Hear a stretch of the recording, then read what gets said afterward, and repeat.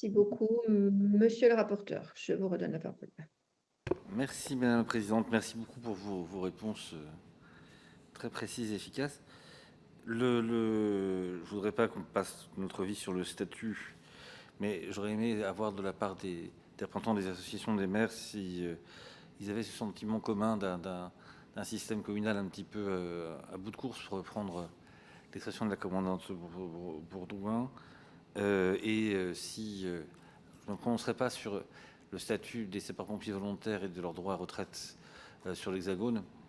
Je pense que ça pose deux, trois sujets qui mériteraient, enfin, on verra s'ils donnent dans l'avenir. Mais je retiens qu'il y a ce statut qui n'est pas très attractif, d'après ce que je comprends. Et sinon, j'avais d'autres questions.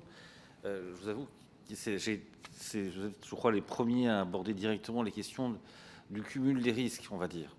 C'est-à-dire que les aléas peuvent non seulement avoir un effet direct sur la population, sur les bâtiments, mais aussi provoquer d'autres risques, risques industriels, risques économiques. Comment est-ce qu'on assure une résilience économique des territoires après le passage d'un aléa, et risques sanitaires. Donc je veux bien que vous nous détailliez un tout petit peu quand même, monsieur le détail, si vous détaillez un peu cette méthode qui a permis d'éradiquer ce risque sur Nouméa et par là même sur l'ensemble du territoire. Et puis revenir encore une fois sur comment faites-vous pour assumer la résilience sur le plan économique, social, ce que vous avez décrit juste avant. Et puis peut-être un dernier point, le fait que il y a une culture du risque, en fait, quelque chose qui est revenu très très régulièrement dans l'ensemble de nos auditions, c'est la nécessité de promouvoir, de maintenir une culture du risque, non seulement parce que ça permettait une très forte résilience des territoires, mais aussi parfois de s'inspirer des méthodes dont on dirait qu'elles sont traditionnelles, mais en tout cas elles sont inscrites dans la réalité historique des territoires pour pouvoir mieux gérer la réalisation des aléas. Donc avoir votre sentiment et savoir comment vous gérez ça. Et puis peut-être vraiment pour finir, la question d'Ouvéa, dont on nous a dit que c'était une île qui devrait peut-être être traitée spécifiquement en regard de la montée des eaux, mais je pense que Sophie Pananac aura à cœur de revenir sur ce sujet qu'elle connaît bien mieux que moi. Merci, monsieur le rapporteur. Oui, une dernière question, mais une fois que vous serez toutes et tous intervenus. Alors, on peut refaire un tour de table ou d'autres, peut-être, ou commandante, vous voulez réagir immédiatement? Non, mais je vais peut-être laisser effectivement les maires Allez. pour réagir par rapport au système communal, puisque c'est eux qui ont, dans le cadre de leur pouvoir de police, cette compétence. Donc, Parfait, allez-y. Nous vous écoutons, messieurs. Monsieur Weiss? J'ai pas suivi le. La question que je posais était de savoir si vous considériez que le système communal qui organise aujourd'hui les services d'incendie et de secours sur le territoire avait en effet atteint ses limites et qu'il fallait envisager de le faire évoluer. Quelle serait la perspective par rapport à cette organisation à l'échelle du territoire? Tout à fait. Donc c'est vrai que suite à une demande du gouvernement de la Nouvelle-Calédonie, il a été demandé à toutes les communes de mettre en place des plans de sauvegarde. Certaines l'ont fait, certaines ne l'ont pas fait.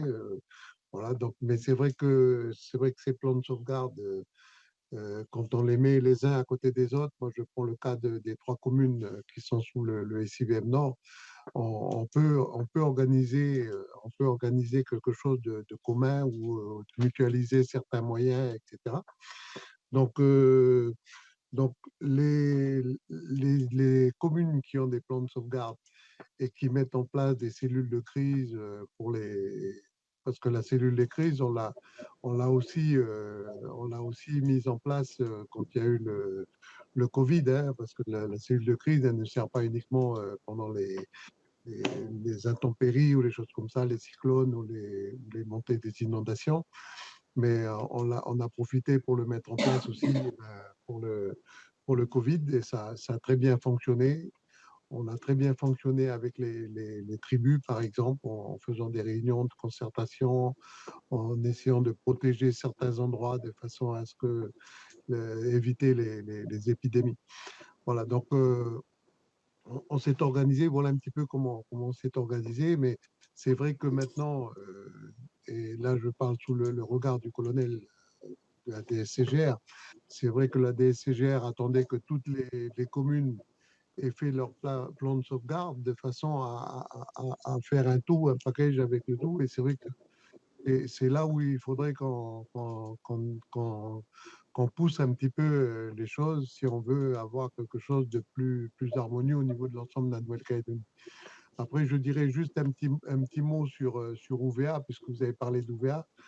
Il faut savoir que l'Association des maires de Nouvelle-Calédonie est intervenue dans ce domaine-là en juin 2022. Justement, on a même interpellé le commissaire, on a interpellé le ministre à l'époque par rapport au problème d'UVA. C'est vrai qu'UVA subit aujourd'hui une érosion côtière qui est quand même qui est très importante et voire même à un moment donné, je pense qu'on sera peut-être obligé de déplacer des populations. Mais on a le même phénomène qui se passe aussi sur la côte Est, à certains endroits, où l'érosion côtière va obliger les communes à déplacer des gens qui sont en bord de mer pour les ramener à l'intérieur des terres.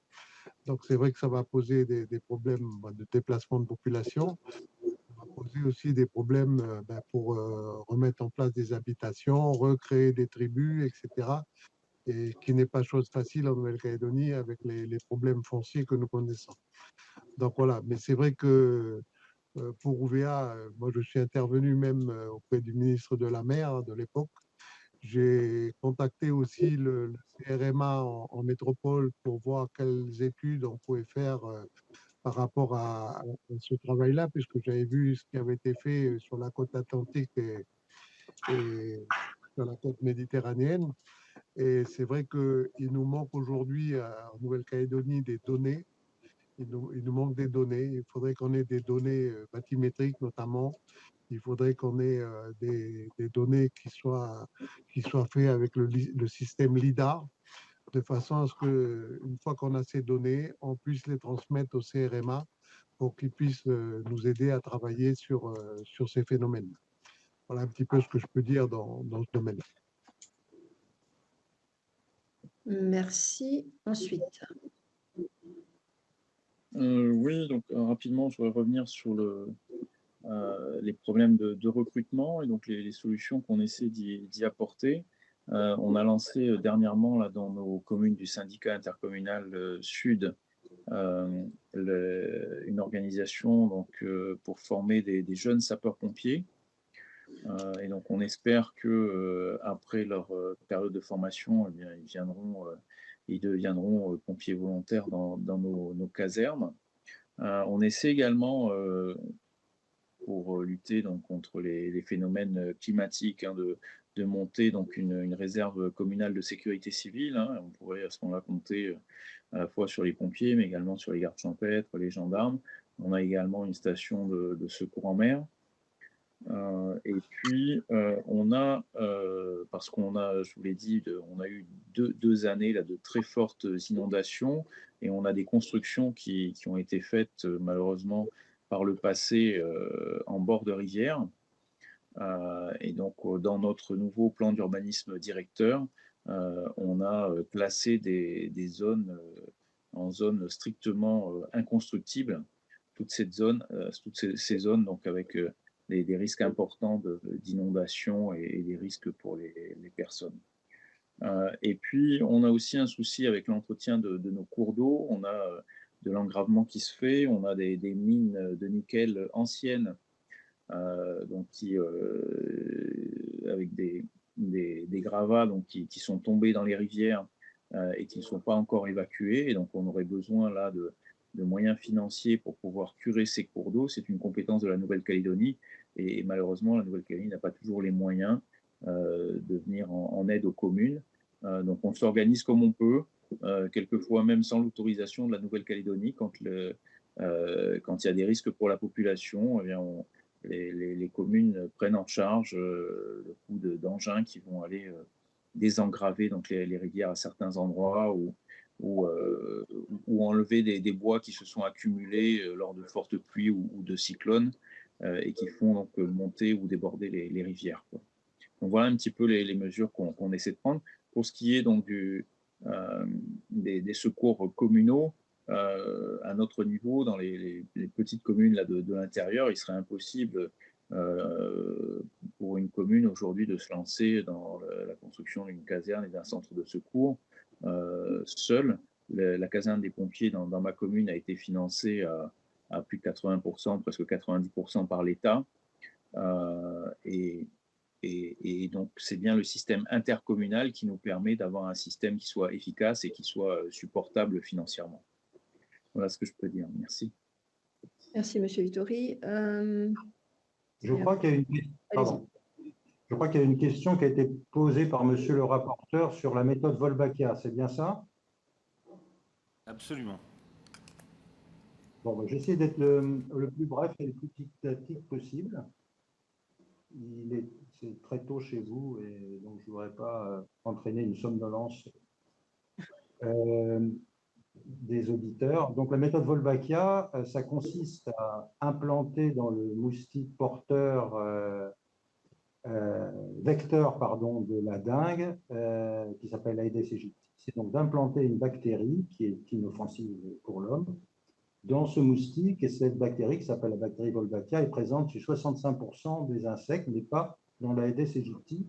Et elle a pour particularité, lorsqu'elle est implantée dans le moustique, d'empêcher la transmission du virus de la dengue. Donc c'est une méthode totalement écologique qui évite l'emploi d'insecticides. De toute façon, les moustiques sont devenus résistants aux insecticides, donc on ne peut plus s'en servir. Et l'idée majeure de la méthode, c'est que cette bactérie, lors de la reproduction des Aedes aegypti, se transmet au fur et à mesure des générations de moustiques. Donc, l'idée, ça a été de répandre, de cultiver des moustiques en laboratoire avec la bactérie Volbachia et de les répandre initialement dans les rues de Nouméa sous forme d'œufs ou d'insectes adultes, et qui peu à peu ont pris la place des moustiques, des Aedes aegypti sauvages. Et donc actuellement, nous avons 90% environ des moustiques de la ville de Nouméa qui sont des Aedes aegypti de la ville de Nouméa qui sont des moustiques porteurs de la bactérie Volbachia, et donc ils ne peuvent plus transmettre la dengue. Alors on a encore quelques cas sporadiques, mais nous n'avons plus d'épidémie de dengue depuis maintenant 2021.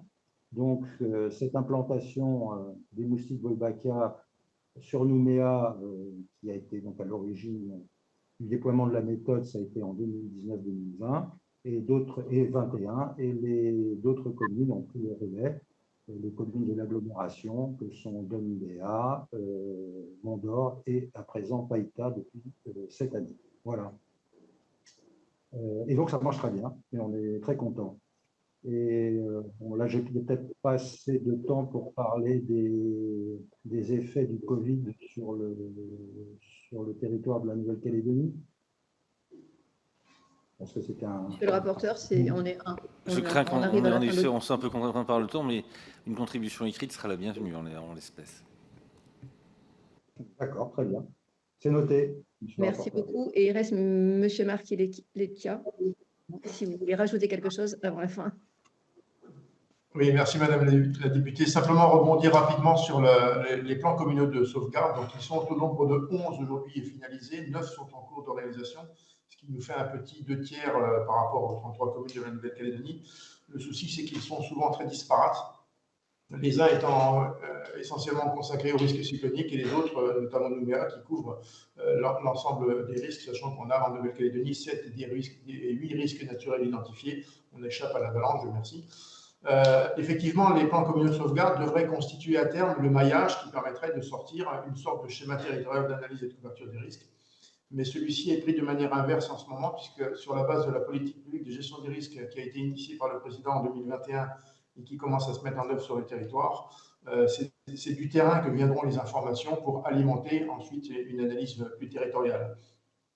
Sur le thème de l'érosion côtière, donc, toutes les côtes, tous les 6000 km de côte de Nouvelle-Calédonie sont soumises à un forçage intense, que ce soit le phénomène cyclonique, les phénomènes de houle, l'érosion, donc comme le disaient les maires.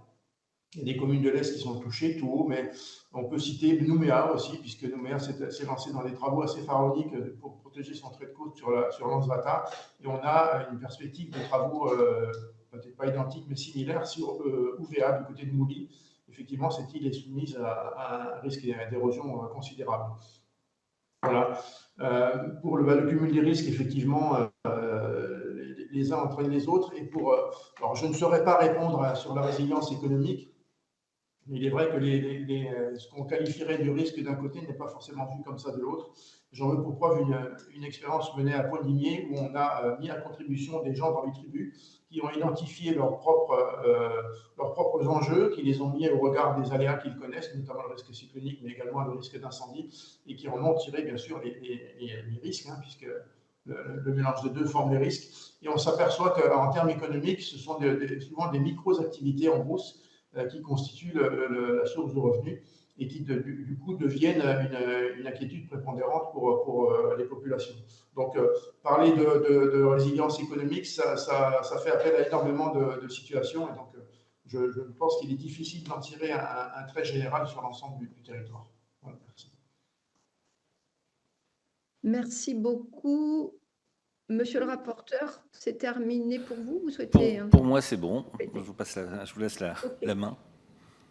Merci beaucoup. Alors, juste une petite annonce, puisque en tant que présidente du Comité national du trait de côte, nous avons eu une réunion plénière avec le ministre il y a quelques jours, et nous sommes accompagnés d'inspecteurs d'une mission inter-inspection, IGEDD et IGA. Cette mission, à ce jour, s'est limitée à l'Hexagone et j'ai souhaité que nous puissions l'étendre au territoire ultramarin. Donc, la DGOM qui était présente à cette réunion nous a validé l'extension de cette mission sur les territoires ultramarins. Au départ, ça se limitait au Drôme. Finalement, nous essaierons de l'étendre à l'ensemble des territoires ultramarins, sachant que la Nouvelle-Calédonie, bien évidemment, a un statut particulier, mais je pense que ça sera intéressant d'aller jusque-là, puisque vous en avez beaucoup parlé, notamment. Alors, l'idée, c'est vraiment qu'on adapte les recommandations de ces inspecteurs par rapport à deux points particuliers, la rareté du foncier, vous en avez parlé notamment sur Ouvéa, je crois, et également l'habitat informel et l'habitat illégal auquel on fait face sur de nombreux territoires. Donc, voir comment on arrive à gérer tout ça. Donc, on est vraiment sur le sujet érosion côtière, mais je le redis à chaque fois, par rapport à l'érosion côtière, on a du mal à dissocier aujourd'hui la submersion marine et l'élévation au niveau de la mer. Donc, pour moi, tout est un peu lié et ça sera intéressant d'aller plus loin, d'avoir des données, d'évaluer les enjeux, l'ensemble des enjeux sur les territoires ultramarins face à ce phénomène, à ces risques. Vous avez parlé également du CEREMA. Le CEREMA aussi nous accompagne. Donc, je crois qu'à la fois les inspecteurs et le CEREMA ont vraiment un gros travail d'évaluation à faire sur nos territoires ultramarins pour aller plus loin et pour être accompagnés à la fois financièrement et par aussi de l'ingénierie. Enfin, je démarrerai plutôt par l'ingénierie et après par des moyens financiers utiles. Voilà ce que je voulais vous dire. Donc, je vous tiendrai informé du fait que les inspecteurs pourront aussi travailler sur la Nouvelle-Calédonie. En tout cas, je l'espère très sincèrement. Voilà. Écoutez, nous arrivons au terme de cette audition. Monsieur le rapporteur, merci. Mesdames et messieurs, merci pour ces informations extrêmement intéressantes et utiles. N'hésitez pas, comme le disait Monsieur Vuilletet, à nous envoyer vos contributions écrites. Elles seront les bienvenues pour compléter l'ensemble de vos propos. Et en ce qui vous concerne, alors nous, il n'est pas très tôt quand même, il est déjà 9 h. Par contre, vous, on va vous souhaiter une bonne soirée, je crois, si je ne me trompe pas. À très bientôt. Au revoir. Merci. Au revoir. Merci. Bonne journée. À bientôt. Au revoir.